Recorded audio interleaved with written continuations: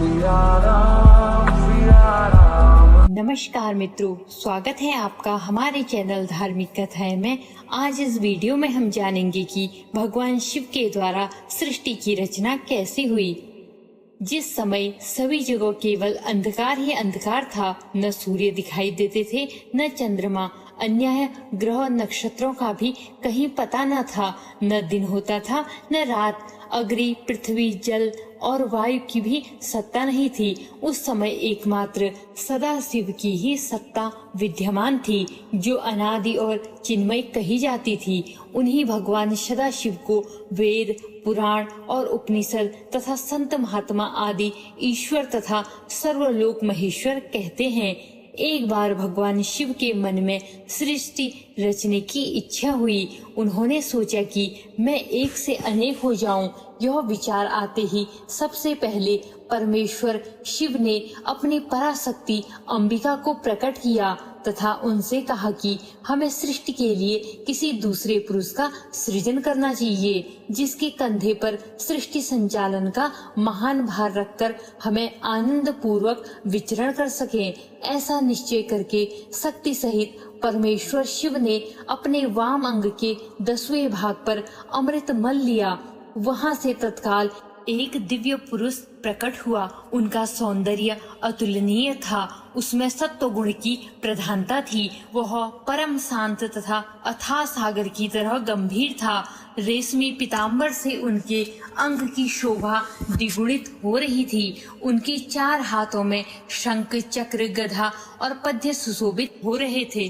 उस दिव्य पुरुष ने भगवान शिव को प्रणाम करके कहा कि भगवान, मेरा नाम निश्चित कीजिए और काम बताइए। उसकी बात सुनकर भगवान शंकर ने मुस्कुराकर कहा, वत्स, व्यापक होने के कारण तुम्हारा नाम विष्णु होगा। सृष्टि का पालन करना तुम्हारा कार्य होगा।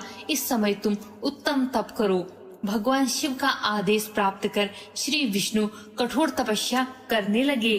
उस तपस्या के श्रम से उनके अंगों से जल धाराएं निकलने लगी, जिससे सूना आकाश भर गया। अंततः उन्होंने थककर उसी जल में शयन किया, अर्थात नार में शयन करने के कारण ही विष्णु का नाम नारायण हुआ। सोए हुए नारायण की नाभि से एक उत्तम कमल प्रकट हुआ। उसी समय भगवान शिव ने अपने दाहिने अंग से चतुर्मुख ब्रह्मा को प्रकट करके उस कमल पर डाल दिया। महेश्वर की माया से मोहित हो जाने के कारण बहुत दिनों तक ब्रह्मा जी उस कमल के नाल में भ्रमण करते रहे, किंतु उन्हें अपने उत्पत्तिकर्ता का पता नहीं लगा। आकाशवाणी द्वारा तप का आदेश मिलने पर ब्रह्मा जी ने अपने जन्मदाता के दर्शनार्थ 12 वर्षों तक कठोर तपस्या की। तत्पश्चात उनके सम्मुख भगवान विष्णु प्रकट हुए। परमेश्वर शिव की लीला से उस समय वहां श्री विष्णु और ब्रह्मा जी के बीच विवाद छिड़ गया।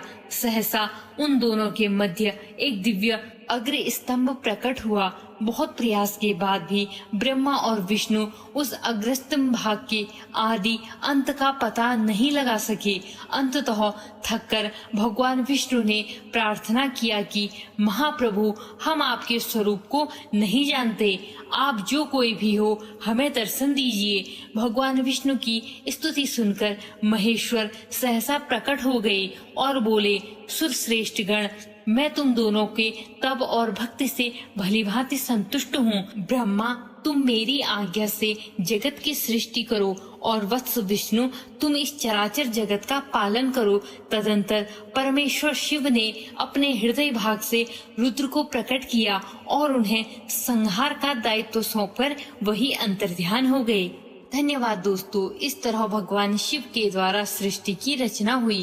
हर हर महादेव।